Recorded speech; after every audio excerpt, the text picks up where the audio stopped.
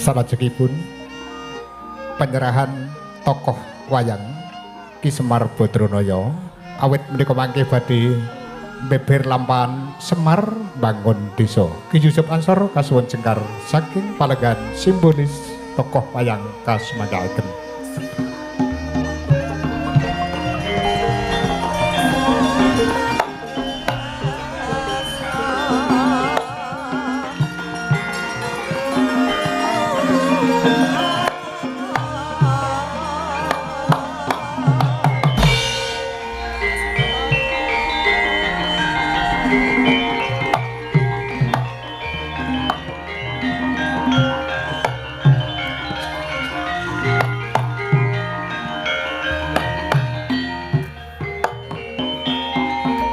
Malih dengan sanipun Bapak Ibu mekaten awit saking namining panitia rasul ingkang sampun ngaturaken sedaya ingkang sampun kalampan wontenipun kegiatan rasul wonten ing kalodhan menika. Sepisan malih awit saking naminipun panitia penyelenggara nggih sedekah labuh utawi rasul ngaturaken agenging panuwun. Bapak Ibu sepisan malih wonten ing kalodhan menika Ki Yusuf Ansor badhe beber lampahan Semar bangun desa. Lan ugi badhe karegengaken ing semangkih pelawak ingkang sampun kondhang kaloka Mbak Elisa kalian Pak Di Sihono ingkang badhe nglipur kebetulan sami. Milanipun guyunipun dipun wet-wet nggih. Ya mangkeh le guyu diwet-wet, ampun guyu terus sakniki nggih.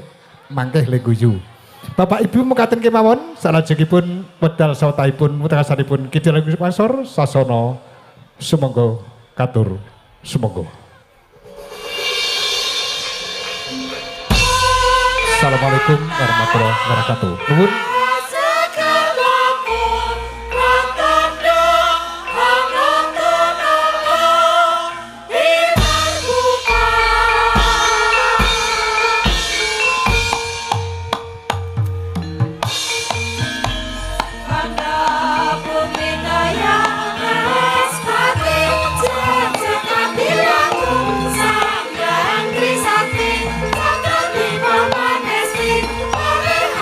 Mama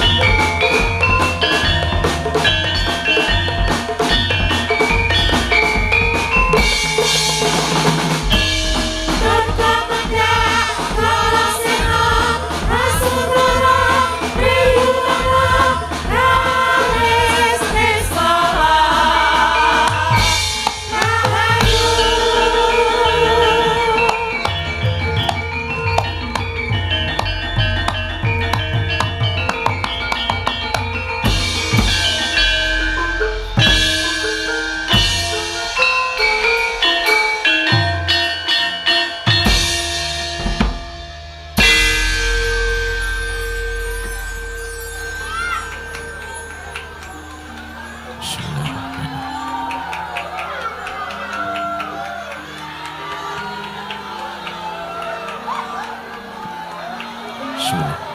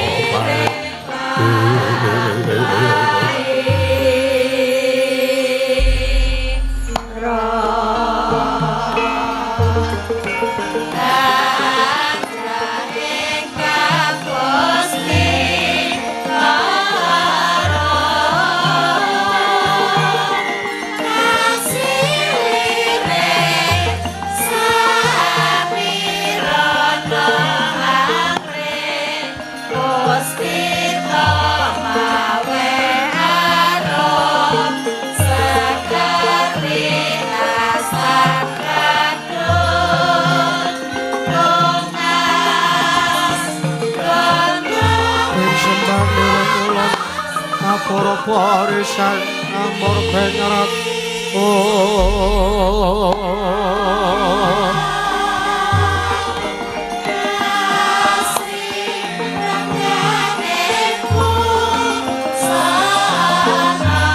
Meriksanganane tamrek kanan sireng kasih Kukokan sabeko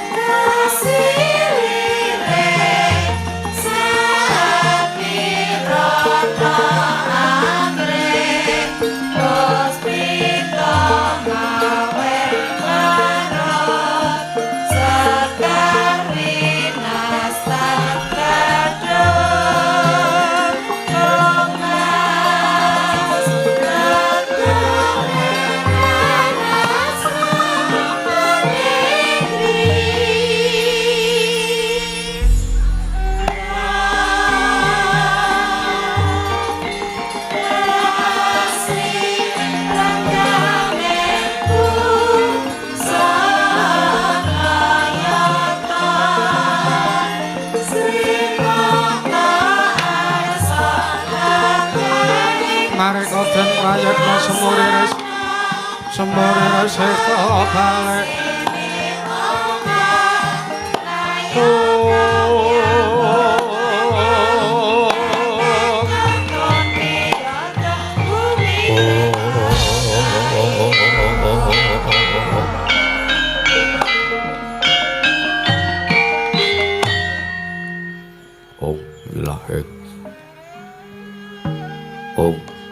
Wilah ngawi kena Mastu Purama Sidam. Amawi kena Mastu Purama Sidam silat maring Wang Jagat Karana. Sirang tundha kasisaning bisana. Sono sinawung nangening mlebes temaksil stantun lampahing Buddha jinantur tutur. Katela tetulutulat maring labding parabdya. Wini suda trengkang dinama Dapa pinarti tameng lalata manyo tekap pasananing Gobita. Tawang renggem pralambang matumpa-tumpa marma panggeng panggung sang murwahing kata Sidebyarta madining Wayang Purwa perwakaning kandha narik tuting basa tumeng gunung Musurasa yen narasaya karaos melasar angrasa wani muruhing diri rasa rumangsa angrumangsani ulur jalma ngilokaca jarweh wis nakop caing carita lebet wis kagelar jroning pakeliran ya Gusti Jatra mbeksani pagelaran ing Purwa. Surya Candra darum nyuwang Kartika wis kunurba treteng ngawasa. Sahari ratri angitri bawana para teking duksina gilur kemandi. Temadati petanganing dina sasi warsi windu yang sarwa abad. Tetung lantang kartu mangkarto isini rambun toya jawah padang krembyah dado padange kutu-kutu alang atuga Brana yang Bratya dado branan tanpa wicalan dado padang trawasinari Sanghyang Renanging rasa merbawani jagat monggo jagat wetan tuk mungup-mungup monggo kalengan wukrabang merkangkah lamun kang sayan dilat-dilat bumi saya dangu sumurep Sanghyang Arka katos moblak kanan kirining abang esmu jenar kapur bawan sinari Sanghyang Basanta tanem to katon ijo royo-royo hamangku gunung kang biru moyo-moyo bojo ing gunung kinemulan ketanu kasiring prabancana lenggut nganti kaya gunung Makuda Mega tanpa tawis dangu soleh kawula tasih dene warsa aku poe buka garap Tegal Sawahe anglo sulur tatana pedhoti sinambi sendulan sesindenan mikul garulukune anggiring raja kayane sawanana pirembakan Samorwangi Sanghyang Arka saya dangu saya inggil wis katon pala sinari jagat during blapapat lor kidul wit lan kulon sinari jagat kang samya rebut yudha rebut jara bekukuwung parandening mangke mapan wonten sak majaning padukuhan sinebat klambe sireng ya sinebat padukuhan ingkang kadempel ya ingkang kabulutan ana desa Panjardawa papane miring pinaraden marga-marga mangayat minggah tepine pinager turus kelayan lamtara saben wis mau pinager banon wiwaraning kapura winangun pura binelah ing tengah sinartan sesanti bine katunggalika anenggih pernah ing padukuhan Karang Kadempel awasta Karang Kadempel krana bumine subur sadengah ingkang tinandur kawurihan dadi palawija parigogo dudha ngasak raja lele datang kantun taneman pala sami ngrembaka nenggih pala gumantung pala kewendhem pala kesimpar tuwin karang kitri wae anggo mbuyuk ngemoh-mohi sinebat klampis ireng labet tengahing dusun wonten wit klampis ingkang cemeng ulesipun sinebat karang tumaritis mengko werdi pangginan mirah toya sumber agung sendang tlaga mring masabinan kinarya ngancari pari naratasining tirta kinarya panggoyanganing sapi tin pasabene bebek nyang meri tengahing duka Karang Kadempel wonten papan jembar sasana winangun joglo pinayu sirap werksasana saka guru werksa Jatiwasesa blandar tengah anggragah dumadi saking jenglot wali kukun Jerambah Winaradin tinalasa Sela Seta lawanging Wisma Wreksa Cendana kinep saking wreksa pelem tali jiwa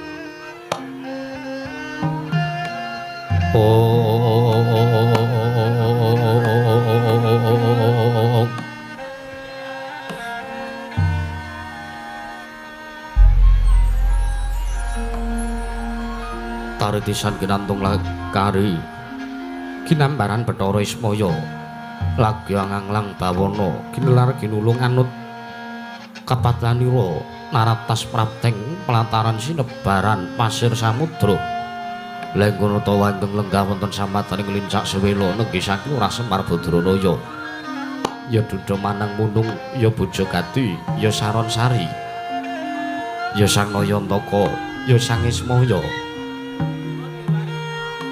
Tatan mantra-mantra rajan tata lahir drajating aceplik batur nyang Panakawan abdining para Pandhawa nanging tata lahir tata batin menawi den sawang tanpa pintu kaya dene pangijawantaing Sang Hyang Ismaya ing kayewangan prawiring mangke Sang Hyang Ismaya ya Sang Ki Lurah Semar Badranaya nggenya lenggah wonten ing Repat Agung Padukan Karangkadempel kayap sanjaring para mban jedhi yen Cinandra kalamun ta widodari ingkang ngiring mandhaping jawata saking kayewangan Jenggring Saloka Sang Lurah Semar Badranaya amengkaraken pilenggaira ingkang putra nenggih Panakawan ing Padukan paring apus nenggih saking Lurah Bagong ya Lurah Bronjong prandening mangke karaos bingung madaning penggalih Sang Lurah Semar Badranaya awit rikala semanten nampi rawira Sang Yapra lancur-lancur Pandhawa Priyagung putra saking kasatran Jodipati ing tunggul pawenang nenggih nata ing pringgondani Sang Gatotkaca ya Raden Gatotkaca ya Rimbyatmaja ya Kaca Negara Sang Raden Gatotkaca mengkaraken pinggahipun ing Neraka nenggih satring jangkar bumi nenggih Sang Raden Antaraja datan kantun Satria Ndunggal kewarisan Sang Bambang Antasena mulat sepining swasana wonten ing pendhapi Padukan Karangkadempel datan wonten kang samya sumewa kejawi Sang Yapra lancur-lancur Pandhawa ameng nengga wedharing sabda pangandika saking Sang Lurah Semar Badranaya prandiring mangke Sang Lurah Semar Badranaya datan nglempaken sangyaning para kawula dasih amung nampi rawipun Sang Yapra lancur-lancur Pandhawa sumawana Sang Lurah Petruk Kanrong Bolong datan kantun Kelurahan Nalagaring ingkang ugi samya nderek wonten ing Paseban prandening mangke katingal tidhem jroning madyaning pasiwakan nadan kekudungan datan ing ngobah samirwana datan mampah kampiyarsa mung ungling manuk perkutut nyang terkuku tan kantun ungling swara podhang kang deringah dening Sang Lurah Semar Badranaya sigra marep pangandikan dadi panglung Sripandika Sang Nayantaka kang dereng kababaring lisan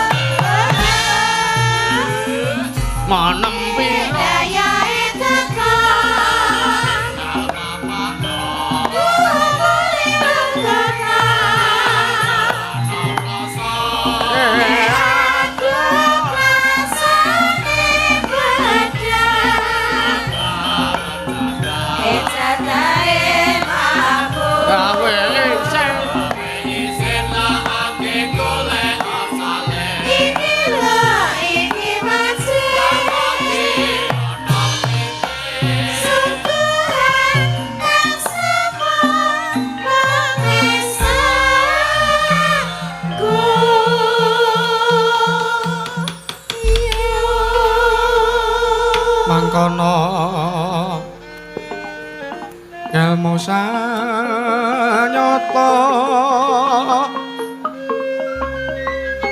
sanyatane mung weh rasa ping ati bunga hengaran cuklo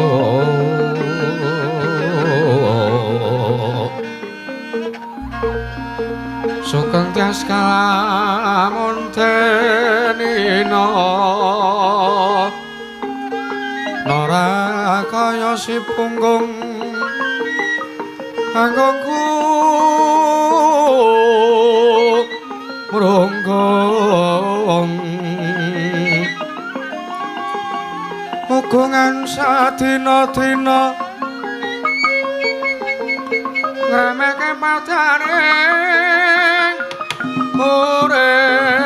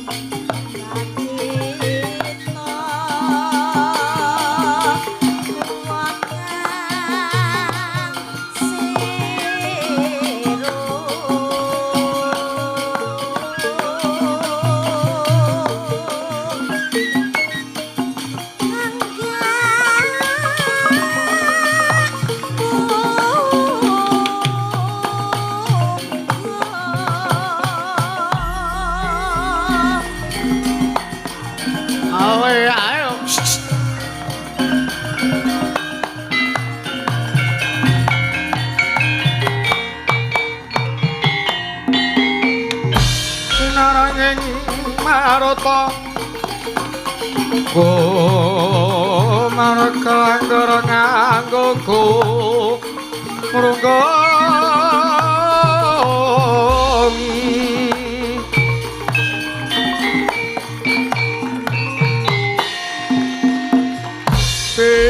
pindha matane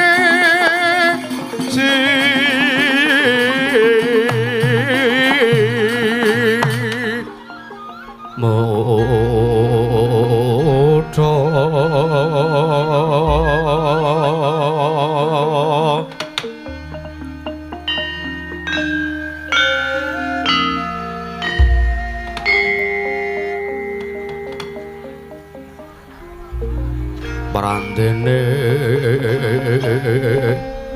arep ambruk mer kelire mer baksaku maki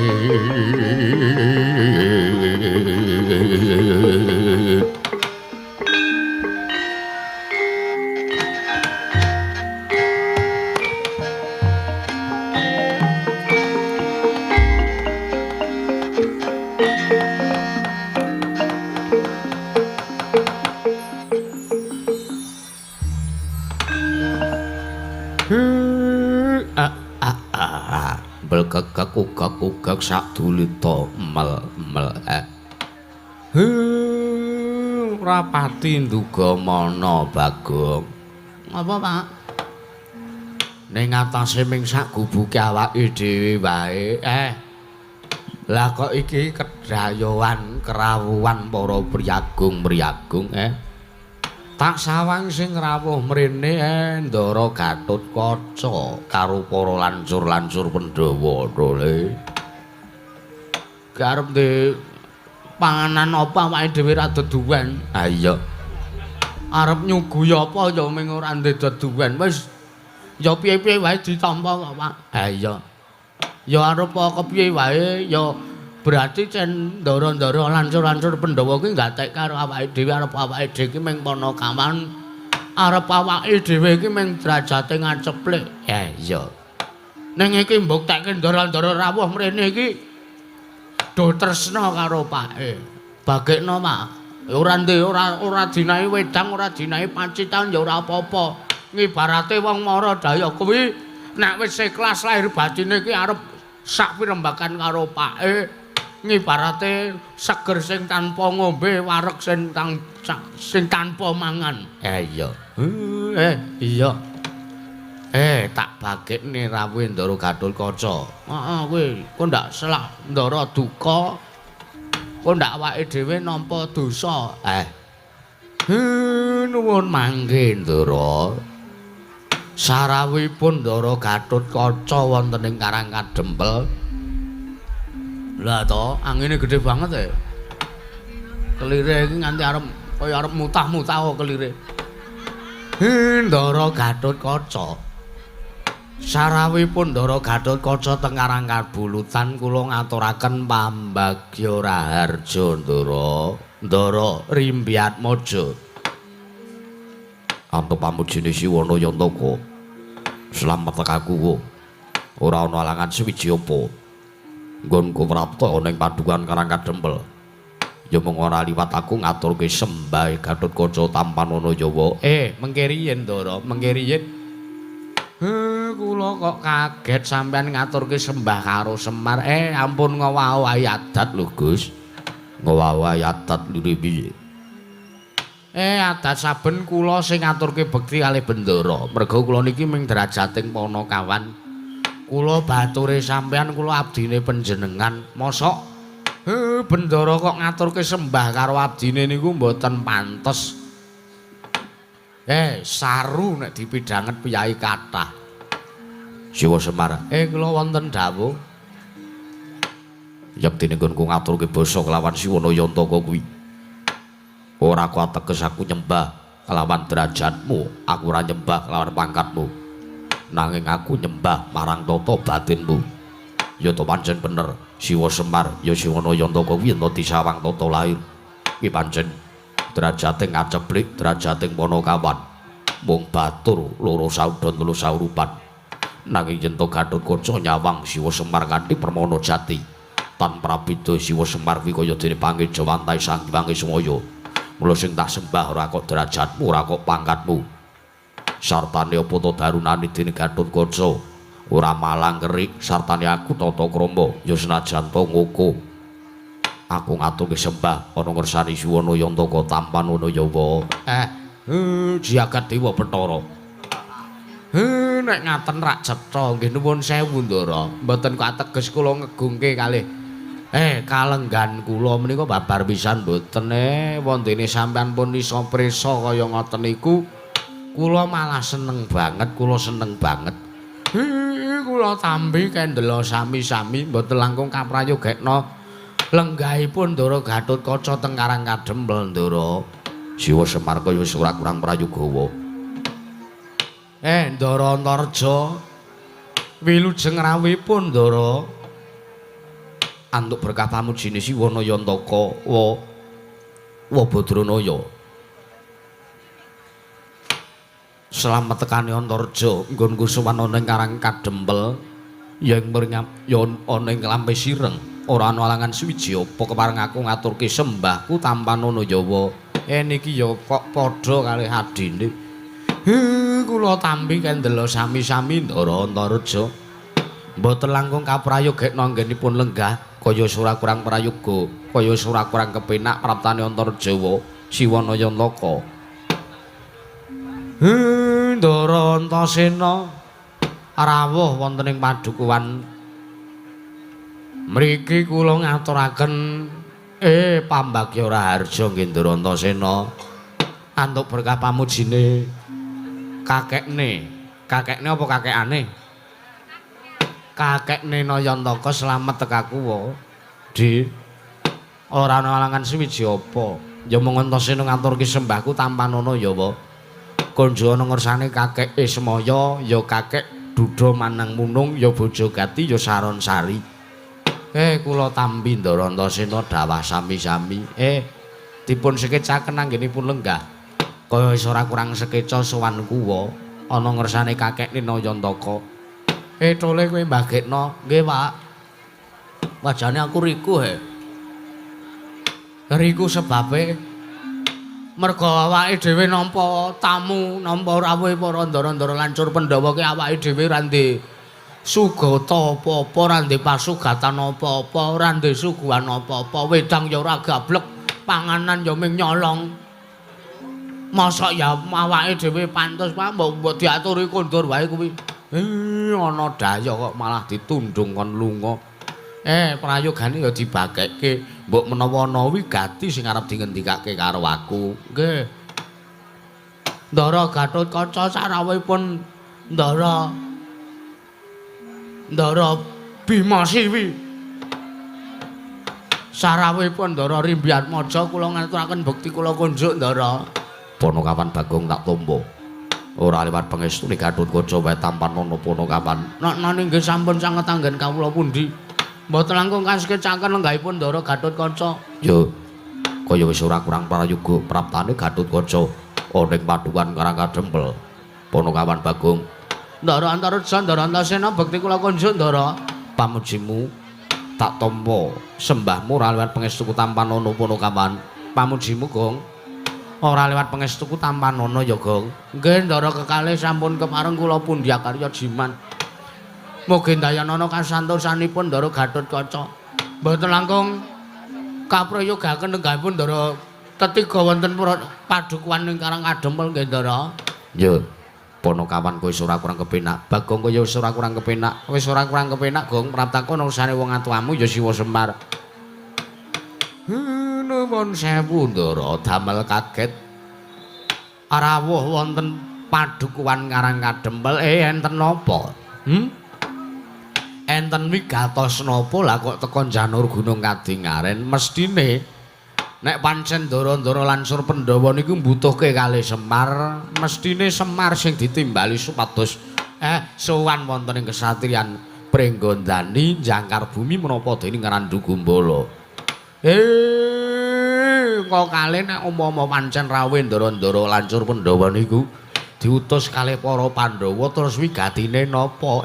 Napa ajeng maring pidana karo Semar?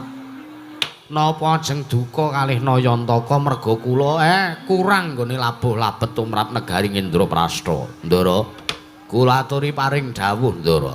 Ndara Gatotkaca. Siwa Semar, Wonten timbalan. Yaktine praptaku sak kadang lancur-lancur Pandhawa iki mung arep matur ana ngersani Siwa Nayantaka. Sadurunge aku munggah ora ing pendopo padukan Karangkadempel. Aku wis kepareng sapi rembakan kalawan kadangku ya Dimas Antasena. Babakan sapa ing menggone bakal matur ana ngersani Siwa Nayantaka. Gatotkaca ingkang katuding matur ana ngersani Siwa Badranaya. Mila saking menika Kakang Mas Antareja kepareng ingkang rayi sumela atur kumawantun lenggah menggaraken jeng adiku Kakang Mas. Ora apa-apa Dimas Gatotkaca. Janyatane wis sak pirembagan sartane wis padha sarujuk yen lo sing matur ana ngersani Siwa Nayantaka kuwi Dimas Pringgondani. Mekaten. Yo. Wo. Wonten timbalan. Kepasang jujuk katuju ing kinu kaeloaning jagat gaweaning para Jawata. Oning wanci ingkang padha oning dina ingkang ora beda. Nalikane dina anggara kasih kepungkur. Aku sak kadang ya Gatotkaca sak kadang putra-putra Jodipati ya putring tunggul pawenang nampa sasmita saka ngersane para Jawata. Nanging sasmitane kuwi mertandhake apa? Gatotkaca sartane kadang-kadangku Kakang Mas Antareja apa dene Dimas Antasena ora bisa mangerteni apa sing dadi merdining pasumpenan. Ya sasmita ing lumantar pasumpenan kuwi mau. Mula kang saka kuwi perkara impenku iki ya perkara sasmitaku iki bakal tak tanjiake ana ngersane Siwa Nayantaka. Heeh, Kak. Antasena ki kaget. Dhisik dhewe Kakang Gatotkaca ngendika karo Antasena nalikane aku gregah wungu saka Nendra. Aku ngimpi, aku nyumurupi Siwa Nayantaka kuwi mangku wujude Sang Hyang Candra. ya wujude Sang Hyang Rembulan. Lambasan aku tangi turu wae nampa praptane Kakang Gatotkaca ngandhake yen to Kakang Gatotkaca uga padha karo sing tak impekke. Teges Kakang Gatotkaca uga ngimpi nyumurupi Siwana Yantaka kuwi mangku Sang Hyang Candra ya Sang Hyang Rembulan. Kamangka nganti manter tejane nganti sumunar tejane nyulapi mripate Antasena. Lah sing beda dhewe iki kakangku Jangkar Bumi iki beda dhewe.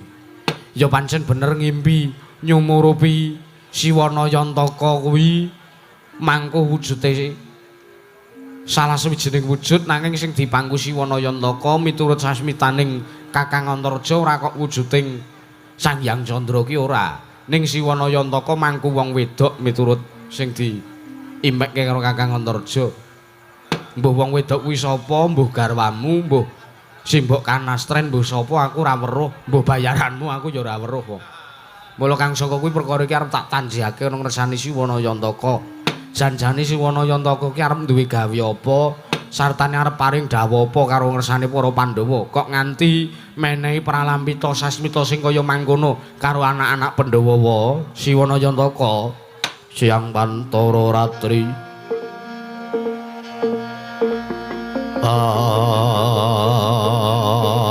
mung cipta kulun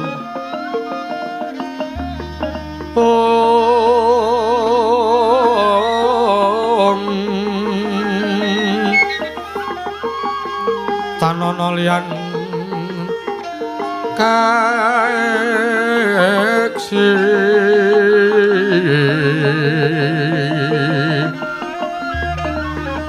mila kator kang condhomane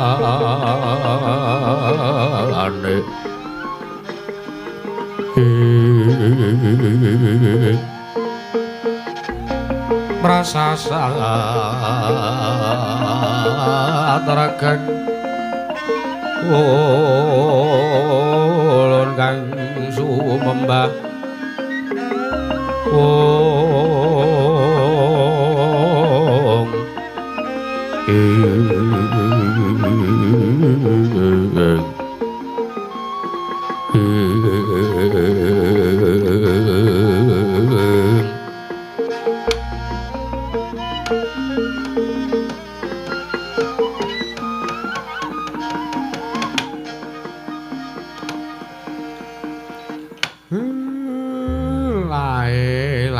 kok kaget atine Semar.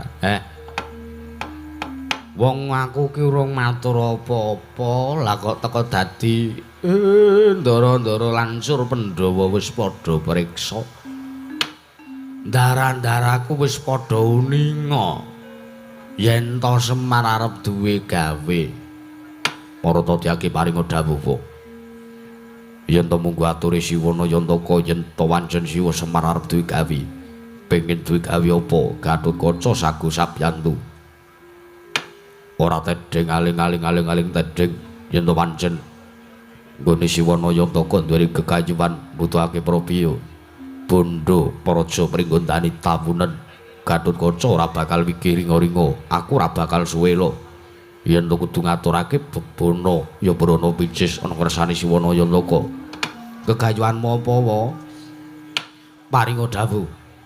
Yen to pancen butuhke dana prabiya dhuwit lan sak panunggalane bondo Jangkar Bumi tawunen aku ora bakal wegah. Aku bakal sakbiyantu wujude glondhong pengareng-areng guru bakal guru dadi peni-peni raja peni tak aturake ana ngersane Siwana Yantaka wae. Kage kek paringa dawuh. Arep ndek gegayuhan apa sartane nggayuh apa? Apa Siwana Yantaka arep nggayuh wahyu? Apa arep nggayuh kanugrahan? Apa arep gawe apa?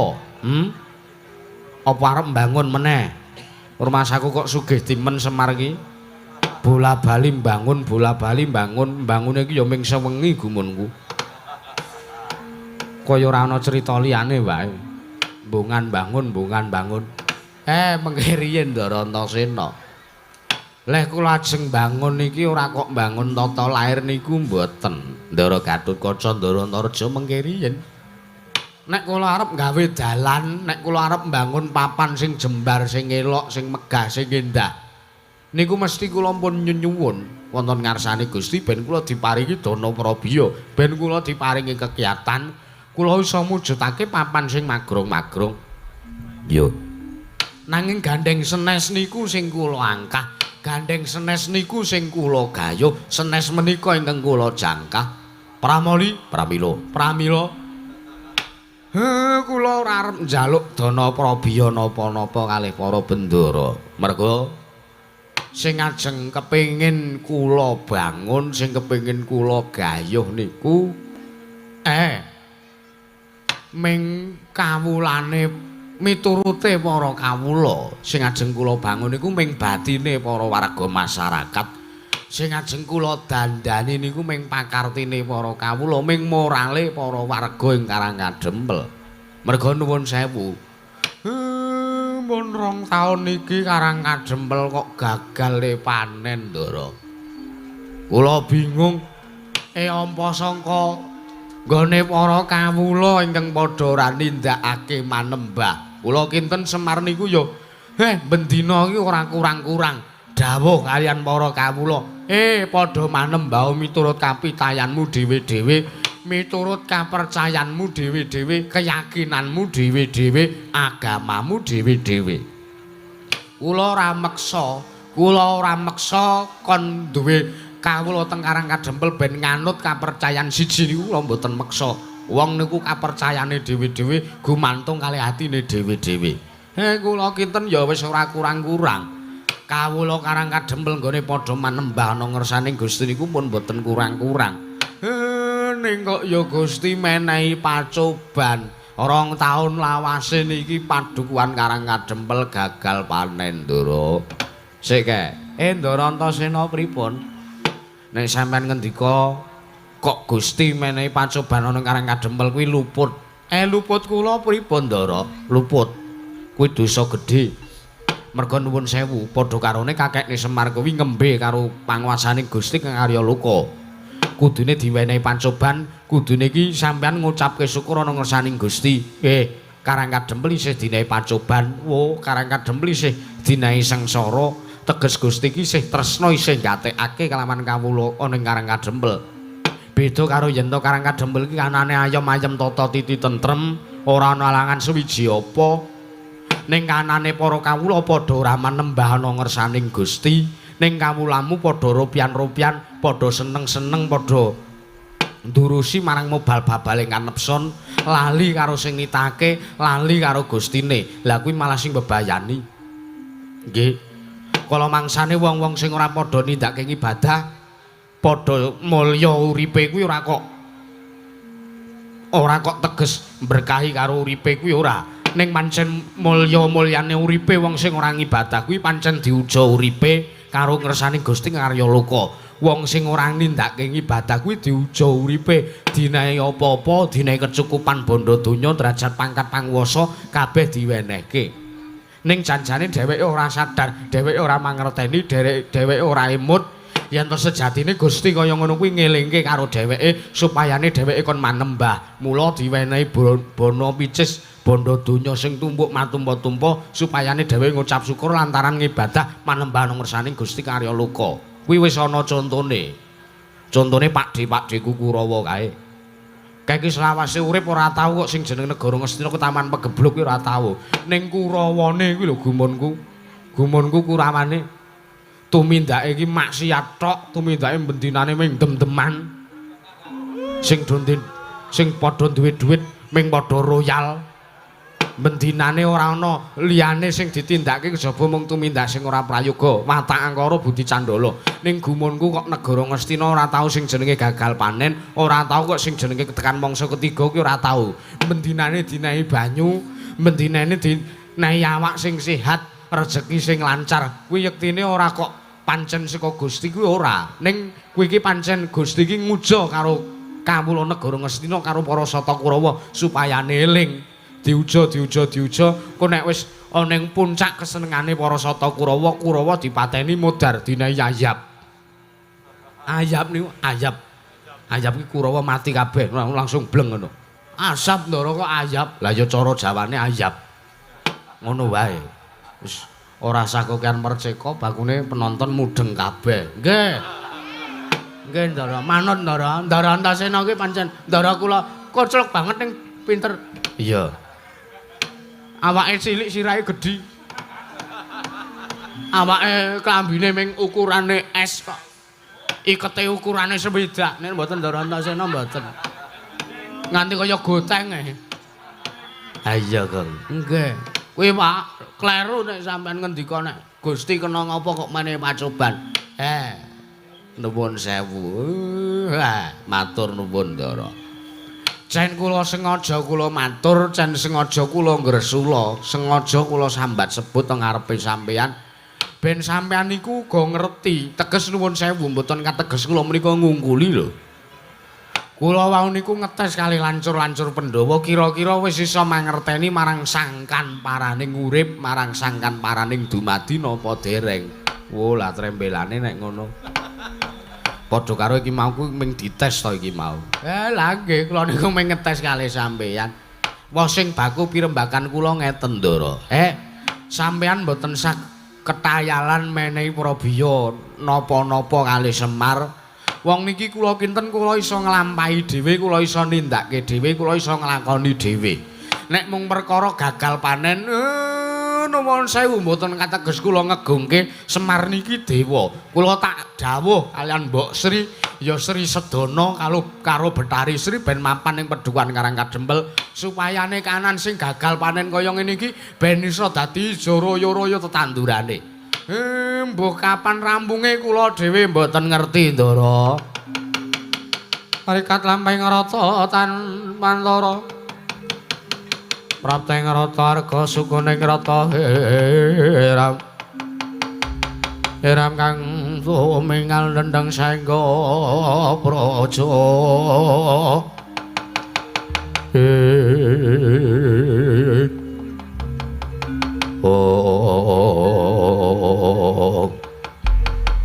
Dedemadaning kawontenan repat agung wonten Padukuhaning Karangkadempel nalika semanten kagiat serta ninggali nata mringgondari Sang Prabu Anup Gatotkaca tan kantun Sang Raden Antaraja sumano Sang Raden Antasena midhanget sabda pangandikanipun Sang Kelurahan Semar Badranaya dadya legeg datan mubadatan musik nganti kaya pratima gala kencana ndadosaken kanyut pinangka warju kanyut minangka jaring wong keca warju jare wong inang durung abangi durung manjing dasaring mertala kasaru geger jaba pihak ngarsa takeping murku wasiban bono amuk apa to kang dadi darunane lambu ora ana macane gajah medha saka wantilan kejawi mung rawipun alindra saking tlatah sabrang minggah madaning pendhapi Padukuhan Karangkadempel ing Karangkabulutan Galya kaya baro nganti nanggap akare kagar Sang Yapurapana kawan Sumawana putra Pandhawa wau. Putranya budayane negeri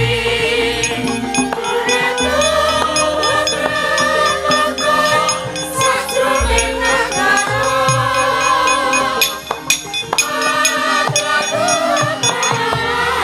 setika kawasan ya sati lestari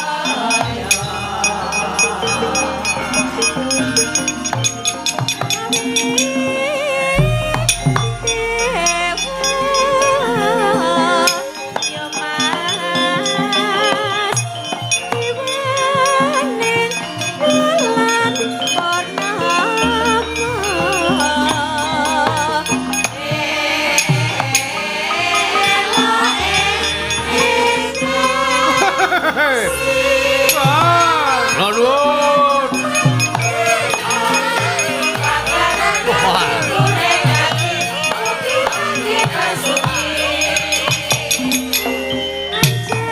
Lanun Semar. Monggo monggo. Wah.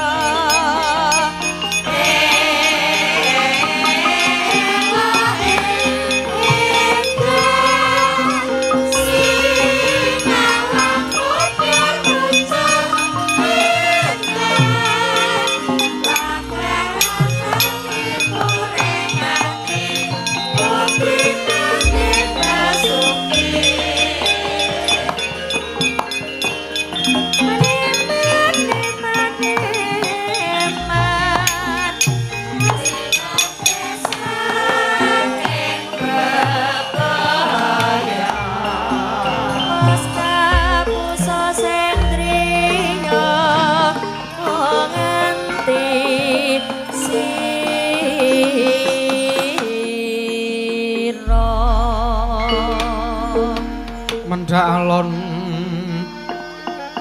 tata trap silanira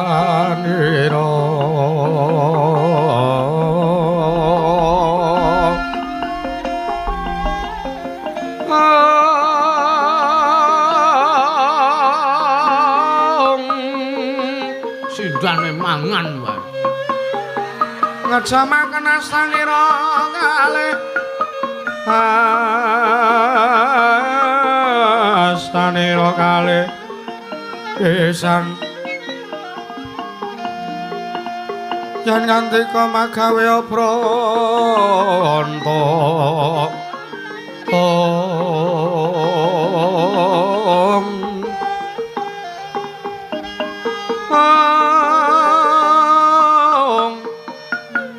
yen ngandika magawe pranta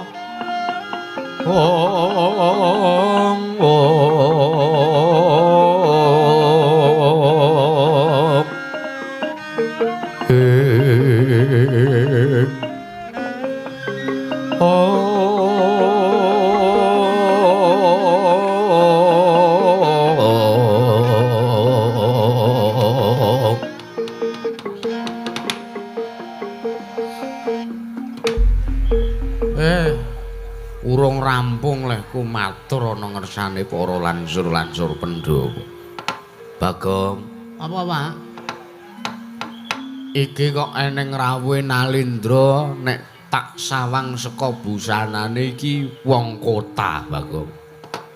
Teges Nalindra saka tlatah Sabrang. Kowe kenal apa ora karo iki? Aku ki mung wong kere ya. Kekancananku karo ratu-ratu kaya ngono kuwi. Ya ora mungkin to, Pak. Udu aku ora ndek kenalan Ratu Sabrang tur kancaku ki ya mung wong-wong desa kene. Mitra Wasti Paliya ngono-ngono kuwi kanca-kancaku kuwi. Iya, heeh. Ora duwe kanca ratu kaya kuwi sing rawuh rene iki ora duwe aku. Iya, Kancaku kuwi bangsanane Ya bangsanane wis pokoke wong tangga-tanggaku kene mengan kok ora ngasilkan jabaning rangka negara Ngamarta. Bagekno wae, Pak. Iya, Roling. Heeh.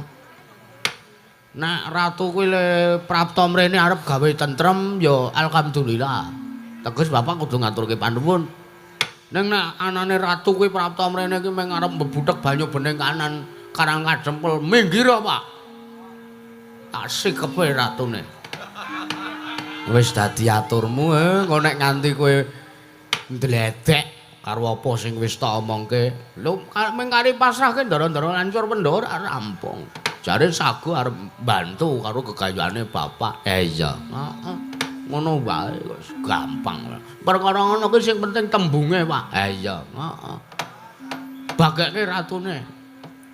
Nuwun sewu sinuwun, sewu-sewu lepat diagung pangaksami. Wondene Semar nampi rawuhipun paduka Kanjeng Sinuwun rawuh wonten Pedhukuhan Karang Kadempel. Kula ngaturaken pambagya raharja Sinuwun.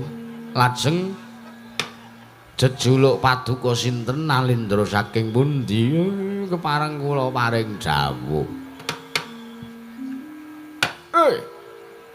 Ya jagat pangestu karo wayah Bathara Jagat. Wis iki sadurunge aku nampa sing dadi ngendikamu. Semar, aku tak mawas marang kahananmu sithik. Kados pundi sinuwun?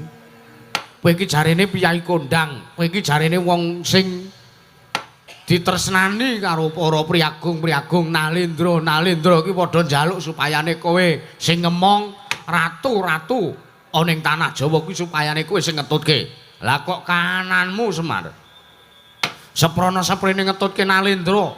Aku krungu crita kowe ngetutke kawit Prabu Sri Rama Wijaya nganti saiki ngetutke para Pandhawa Nalindra Ngamarta Prabu Darmakusuma. Tak sawang pendapamu kok kebiyen mengene wae iki piye lho kowe? Nuwun sewu, tak takon napa kula ngetutke kali ndara-ndara niku napa kula dibayar? Napa kula nderekke para ratu-ratu sing pun kawruh niku? Napa kula njaluk supayane kula diopahi? Kula niku menindakake darmaning tiyang agesang kedah tetulung marang sak padha-padha kok sinuwun. Lah nek kawontenan kula ming kaya ngeten, lha nggih kula mawon seneng, wong liya sing nyawang kok ora seneng niku pripun? Modar ora kowe? Urung apa-apa kok wis ngembe. Cetha nek ming arep gawe sengsara Karang Kadempel kimir. Engko sik dijak rembukan sithik. Kowe gelem apa piye? Yahene terus padha lunga. Ya ora. Ngono dirembuke ya diteruske. Ha nggih. Pramila nuwun sewu sinuwun. Wong niku aja sok kulina ngembe, aja sok kulina semuci suci. Aja sok kulina nganggep nek awake sampeyan niku wong sing paling bener dhewe, wong sing paling apik dhewe. Dereng kantenan, dereng kantenan. Giri lusi jalmotan kena kinira. Wong nyatane kula kalih sampeyan nembe sepisan menika pitepangan kok. Sinuwun. Yo Semar. Antuk pamujimu slamet tekaku, nggonku mraptana ngersamu ana ing Pedhukuhan Karang Kadempel. Nggih. Yen to kowe kepengin ndangu kelawan aku, nanjike aku ki Nalindra saka ngendi? Takon karo aku Semar. Nalindra saka praja negara ing Lengleng Danu. Ya, praja negara ing Pagerwaja. Ya iki Prabu Jaya Lengkara. Nalindra Lengleng Danu ya ing praja Pagerwaja. Prabu sinten mau? Jaya Lengkara. Prabu Jaya Lengkara. Yo Semar. Nggih, nggih. Ngaturaken bekti kula kunjuk. Tak tampa pangestuku tanpa ana Semar. Sampun sanget anggen kula pundi. Kosik. Kowe iki abdine Pandhawa kok ngingu kirik gedhe banget. Sono ingkang pundi? Mburimu kuwi sing matane amba, matamu kuwi. Menungsa aku ki, Bos. Wah, kirike iso omong. Kirik-kirik dengkule meloncat. Menungsa iki anake Semar. Anake Semar sing ragil. Kowe nek ngerti bintang tamu kondang glonjor ya iki lho kuwi. Anake Semar sing ragil. Heeh. Sawa? Bagong. Wah. Bagong. Yo. Kowe iki arep ming wong kene ning jenengmu tekan negaraku lho, Bagong. Kawulaku iki padha kayungyon karo kowe. Mergo kowe iki kulinane ndagel, kulinane kowe iki ngelucu, kulinane kowe iki banyol. Heeh. Anu nggih sinuwun, bekti kula katur sinuwun. Tak tampa Bagong pangestuku Tampanono. Wah, ora nyangka, ora ngira, ora nyono. Aku iso ngerti raimu sing asli bolelik banget. Ya ben. Elik ra apa-apa ya Pak, penting Dedet. Ah iya. Wong elik nek Dedet ndek kuwasa ngono wae. Gampang wong urip ning alam donya ki ming kaya membalik telapak tangan kok. Bekti kula katur tak tampa pangestuku Tampanono. Kula pundi Karya Jiman. Prayogaken sinuwun Jaya Lengkara. Kaya wis ora kurang prayoga praptane panjenengan ingsun ana ngersane bapakmu ing Karangkat Dembel. Nggih. Semar. Wonten dawuh. Piyai-piyai sing padha lenggah ning mburiku ki sapa? Lah niku dayoh kula. Dayohmu? Nggih. Wong arep nanggap ngono apa piye? Senes. Niku senes kok wong arep nanggap niku mboten. Wong kula mboten buka tanggapan. Niku ndara-ndara kula. Sinuwun. Ndara-ndaramu sapa? Sing wonten wingking sampean pas niku nata pringgondani Prabu Anom Gatotkaca. Prabu Anom Gatotkaca. Ah nggih. Jagat pangestu karo ayaptara jagat. Semar, wonten dawuh, kowe ngerti apa gak? Pripun? Satriya-satriya ning negaraku ki sing diidolake Raden Gatotkaca. Satriya-satriya ning negaraku ki sing dikeblat Prabu Anom Gatotkaca. Satriya ya nalindring pringgondani. Wah, satriya kok kaya pesawat. Ngger wis kocap mabur, abur-aburan, mungsuhe disamber kono. Nyamber saka wetan, genti nyamber saka kulon. Elok tenan Semar. Kowe kok iso kedayoan Raden Gatotkaca ki piye to kowe? Entek ragat pira kowe ngundang Gatotkaca? Mboten samawi ragat wong niku cilik sing ngemong niku Semar kok sampean niku pripun? Sing cilik, kecilik sing ngemong kowe? Ah nggih. Wah, nganti dina dungkap aturku Semar. Karana senengku iso ketemu langsung karo Raden Gatotkaca. Njur sing mburi kuwi sapa? Mburine Raden Gatotkaca. Niku kakangne Ndara Gatotkaca niku Ndara Antareja. Raden Antareja, nggih. Nek ora pati kenal aku Semar. Raden Antareja kuwi anakane sapa? Putune sapa aku ora pati kenal. Niku putu Dewaning Mula, putranipun Dewi Nagagini. Niku Ndara Antareja. Ora kenal aku Semar. Pok jlentrehno tarik-tarik kaya ngopo aku ora ro. Lah nek sing wingking dhewe nika mburi dhewe kae sapa? Ket mau tak sangowi delogak-delogok dolongan-dolongop. Ketap-ketip sapa kuwi? Niku satriya ndugal kewarisan niku Ndara Antasena. Wo, genthone iki. Nggih. Wah, rumah saku dhisik iki tatone urung ana kok saiki wis tatonan barang. Ngarang satriya ndugal kewarisan nggih kajenge sak polah-polahe. Senggel apa piye? Lho. Urung-urung wis nantang gelut. Lho piye? Piye? Ngarani aku gentho ya kudu wani tanggung jawab. Coba. Ndara Antasena mengki riyen niki kula tak takon kalih sinuwun Prabu Jaya Lengkara. Ngati-ati lho, Pak. Nggih. Kon ana bobol boro teng kanan. Ndelalah ratu iki ming arep gawe rusak kanan Karangkat Dembel minggira. Ora usah melu-melu tak idiake dadane. Modar ora kowe disumbari Ndara Antasena. Semar, wonten dawuh sinuwun. Aja kaget praptaku, aku arep ketemu karo kowe Semar. Nggih. Sing sepisan aku tetinjo tilik marang karaharjanmu, sak anak-anakmu ana ing Pedukuhan Karangkat Dembel. Salajengipun sabanjure aku arep matur apa wigatine Semar. Aku arep matur apa wigatine karo ngersamu.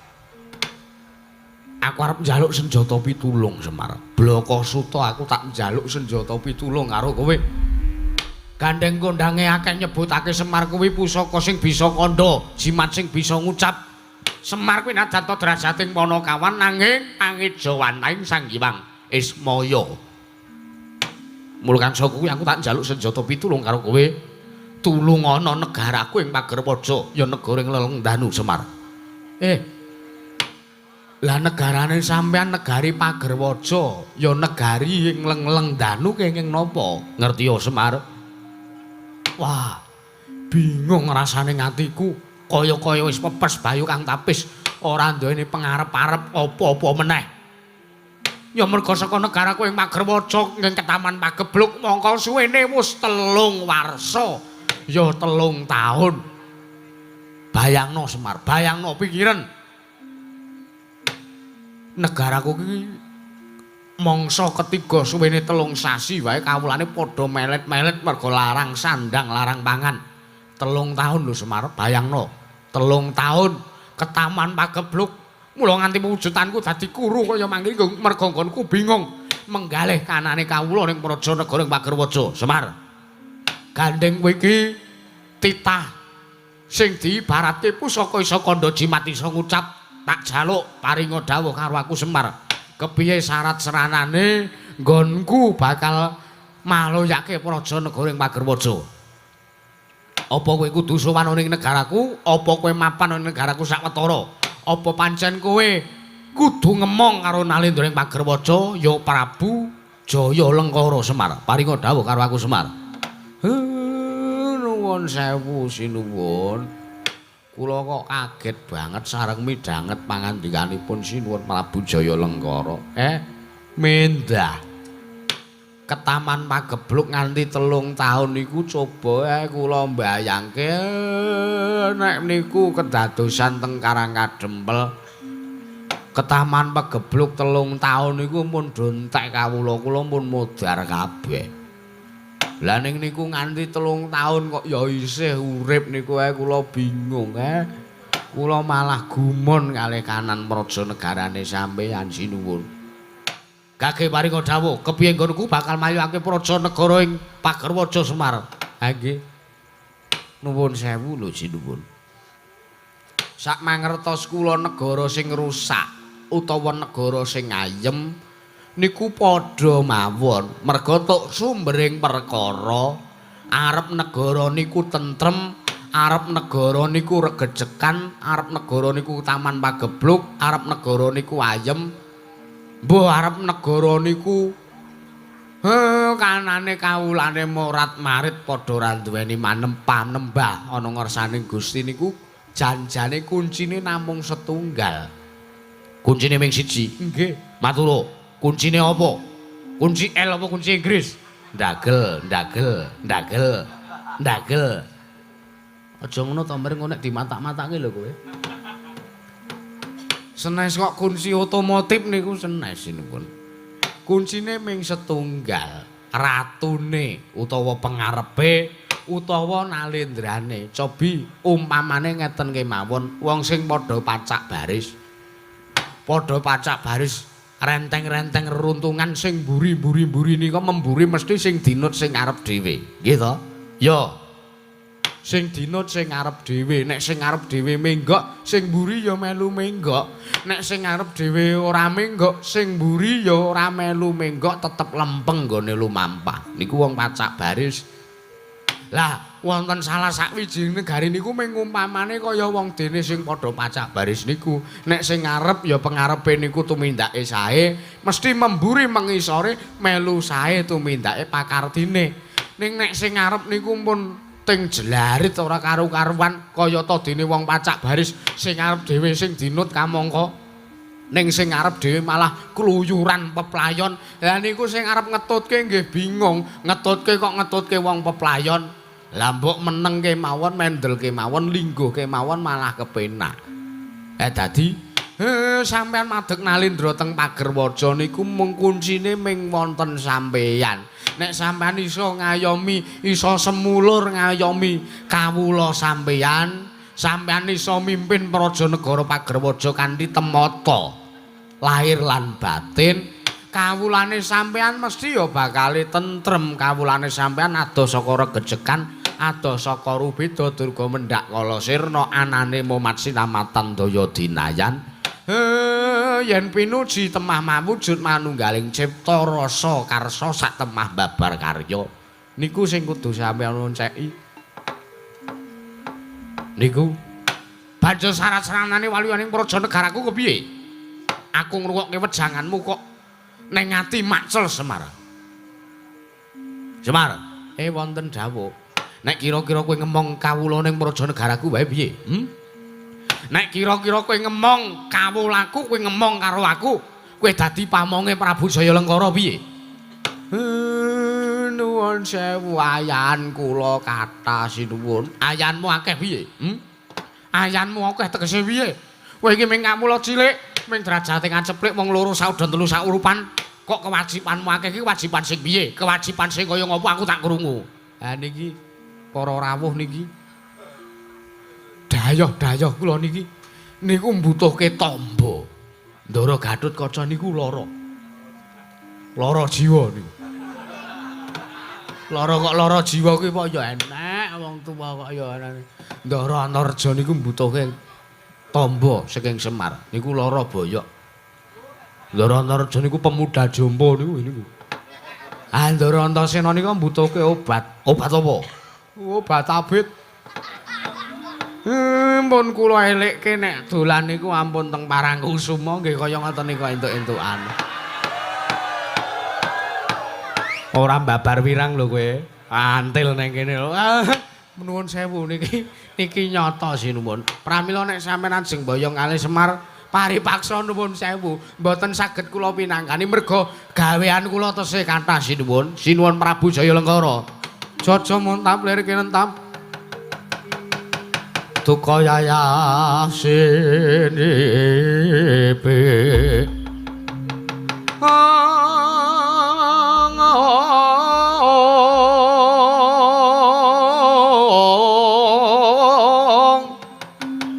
netra kon sak ngondarande edemnya mangalon saka padanane rombaranang wadanane rombaranang yen sinapet mring sagedheng murup dahananira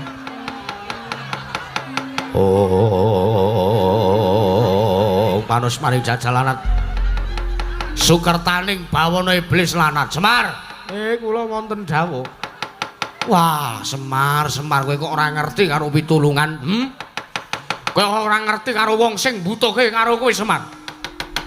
Kudune yen to dayoh-dayoh sing padha tekan kene iki butuhke karo kowe. Kamangka enek sing luwih butuhke karo kowe kudune kowe ngeboti karo sing luwih butuhke karo kowe. Aku luwih butuhke karo kowe. Kawulane negaraku padha melet-melet. Semar tak takon coba. Raden Gatotkaca ki lara pirang wene rak ming lagi pirang dina? Raden Antasena ya ming lagi pirang dina. Lah kok kowe ngeboti karo sing larane lagi wae urung suwe. Bayangno sawangen kawulane Prabu Jayalengkara. Sawangen Semar. Wis 3 taun ketaman pagebluk arep dadi apa? Apa negaraku arep kelakon dadi bleduk mangampak-ampak? Apa kelakon negaraku bakal lebur tumpes tanpa sisa? Semarno. Kowe kok ora mikir karo kanane para kawulaku. Nek ngono tak pesthekne Semar. Kondangmu ki mingayawara, teges kondangmu ki ora tumus karo kasunyatane. Jare kowe iki nindakake dharma tetulung marang sapada-pada. Aku ki titahe Gusti njaluk tulung karo kowe Semar. Lah kok ora mbok tulungi, ora mbok ewangi. Nek ngono tak pestheke mingayawara Semar. Ning alam donya ki perkara palsu, perkara sing ngayawara ki kudu dibrastra. Perkara sing mung ora ana nyatane kudu disingkirake. Semar, titenana, pesthekno. Karangka dempel bakal tak jor-jor tak biuki batang sayuta tak dadekke bumi angus Semar.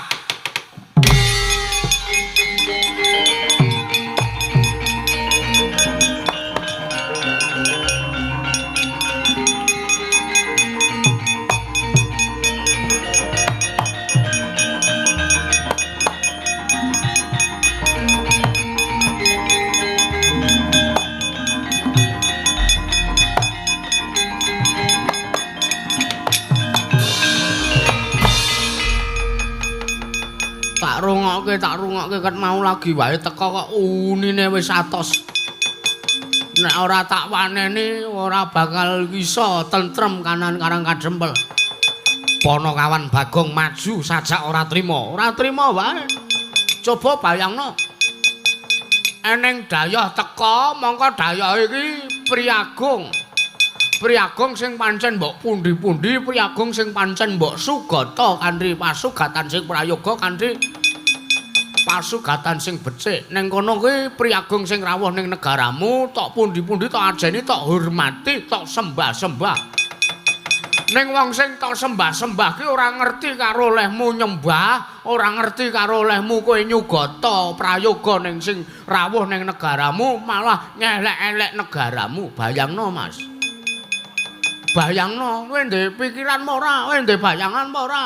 Sing dienggo mbayangke ki utek. Lah kowe ndek utek apa ora? Nek ora ndek utek ya wis berarti ora iso mbayangke kowe. Bayangno wis. Kowe ketekan Priagung, kowe ketekan Nalindra sing derajate luwih dhuwur saka sampeyan, ngelek-elek negarane sampeyan. Mongko Nalindra sing rawuh ning negarane sampeyan kuwi sampeyan ajeni, sampeyan bekteni, sampeyan kaosi. Kaosi kok kaosi. Ya ya kowe. Piye perasaanmu piye? Hah? Ora iso wangsulan kowe. Ngono kok. Kena mental mungsuh Bagong. Perasaanmu piye nek wong sing elek-elek negaramu? Nek wong sing ngancem karo sampean, mesti sampean runtik. Ah wong sampean ki sing ndek omah cara-carane nampa dayoh ki tamu kudune ngajeni karo sing ndek omah. Lah kok tamune sak geleme dhewe, tamune jelalatan pating pecicilan. Sampean sing ndek omah rak ya runtik to, ha? Ora iso mene wangsulan wong ora ndek omah sampean. Ayo. Blaka suta mawon sinuwun Prabu Jayalengkara. Kowe arep omong apa? Pancen sengaja ora tak wangsuli, cangkemmu kowe ngucap ngayawara karo Prabu Jayalengkara. Ya ora tak wangsuli ra masalah. Penting teng mriki niki nuwun sewu. Tembunge sampeyan cetha, tembunge sampeyan arep mboyong karo bapak niku cetha. Nek sampeyan niku semaure kali bapak gelem ngenteni, sagung ngenteni, ya Semar ora apa-apa, Semar ora apa-apa. Tak enteni sak rampunge kewajibanmu, tak rampunge sak enteke gaweanmu ora apa-apa. Sing penting kowe sowan ning praja negaraku ing Pagerwaja, maloyake kahanan negaraku. Ngoten men penak kok. Ndadak Semar kowe ora manut karo aku tak bumi angus karang kadempel. Oh, nek ngono kuwi urusane karo komandane, Mas. Sauni-unine sampean, ha. Ayo arep piye? Kelek ambune kok batang.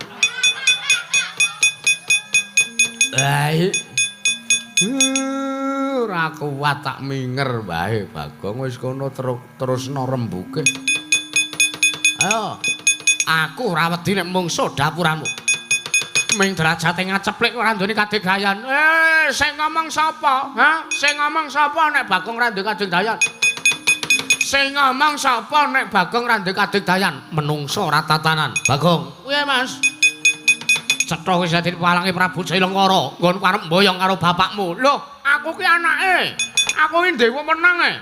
Tumrap bapakku aku ki ndek wewenang. Aku ndek wewenang marba asesa. Kira-kira bapak ki iso tak prenggake supayane manut karo kowe apa ora? Lah nek bapak ora manut ya wis sak karepe sing arep tembungi. Piye ta kowe iki?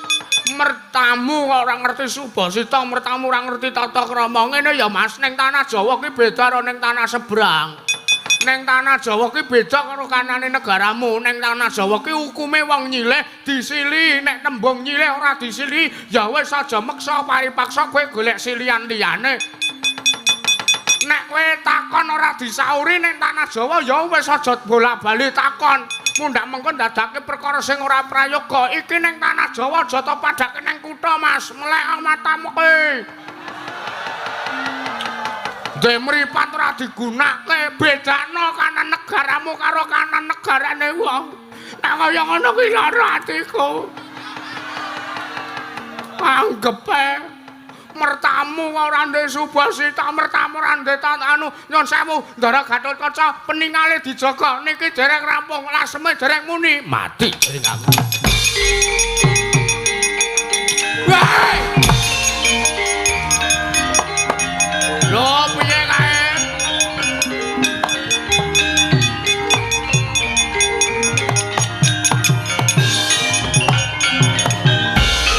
Oh, wis salah paham, Gong. Salah paham pripun?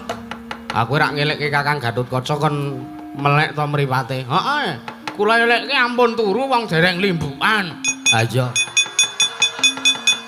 Ndara Gatotkaca kok malah sare. Lah kula elekke kok malah mati dening aku. Ratu dicandak sirahe sebulake njoben wah. Pripun nika wau? Ah ya wis kaya ngono kuwi wis ora apa-apa wis sak-sake kok. Pancen watak wantune wong turu ki kaya ngono kuwi. Bagong piye kae kanane? Menengo wae kok susule Kakang Gatotkaca.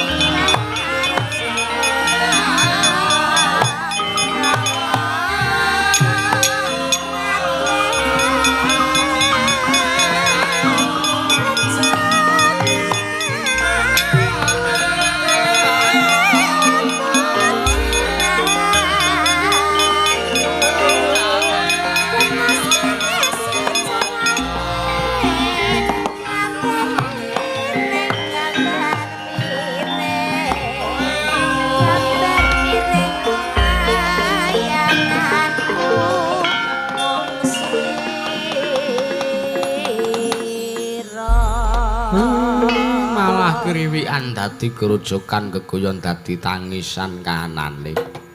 Nyadong dawuh Rama, nyadong dawuh Pak. Tak rungokke saka njaba kok geger kayake Bagong bengok-bengok. Heeh, Tru, aku bengok-bengok aku. Ngopo e, Gong? Masalahe apa, perkarane apa?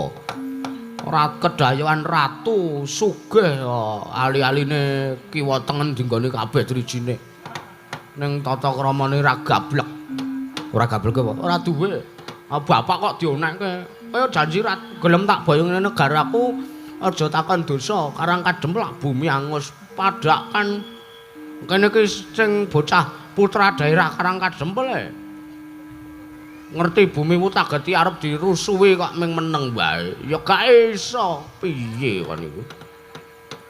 Wah ya sik kowe iki kewanen ora kewanen Truk aku ki mbelani bumi Wutagetiku kowe ora trima senggel ya karo aku kene we aku ki mengelekke karo kowe. Aku kira kleru, aku kira luput, ora lali kok tak elingke sing anu semangke anak pateni sisan malah. Lho. Ora kena ngono lho, Gong. Ora kena ngono apa. Wis aja do padu. Ora padu. Ngopo kowe gerangane ya arep ani. Aku ki misah karo kowe kok malah aku sisan arep to ajar. Sampeyan ki ya ngono kok, Pak. Ngopo? Dibelani ra ngerti wong belani. Padakan aku ki mbelani sampean ngene iki ben sampean aja ngasih diboyong ratu kae mergo aku ngerti kae mesti ratu licik kongkonane Kurawa palingno kae. Aja sok ngarani sing ora-ora. Wong ki kayake bengi iki ra metu Kurawa kok kowe iki sok kaya ngono. Ayo ditokke men kepenak. Wantil mocar kowe. senengane kok ora. Nyadong dawuh Rama Semar, nyadong dawuh Pak. Nyadong dawuh Pak. Sing prayitna ngati-ati. Cetha wis arep kelakon sing dadi panjangane Semar aku arep bangun desa. Nggih. Iki kelebu pacoban lho Dole. Tak jaluk supayane kowe jaganen kanan karang kadempel aja ngasi kahanane mengko ngembet karo kawula sing ora mangerteni kentang kimpuling lelakon pojok plereting kanan tumuli malah kesempyo ing ngaradan aja ngasi. Ngono ya Dole. Ngestaken dawuh Pak, ngestaken dawuh Pak. Heeh Pak, ngestake dawuh babe hutan. Kae ndaramu kae sing padha temandang ngundurke ratu kae wangono aja mung meneng wae. Ngestaken dawuh, ngestaken dawuh, ngestake dawuh Pak. Bubarno. Kang padha sebo. Ora nang sing sebo kan bubarke, bubar dhewe-dhewe wae. Nek wis ngono bubar dhewe-dhewe wae Dole.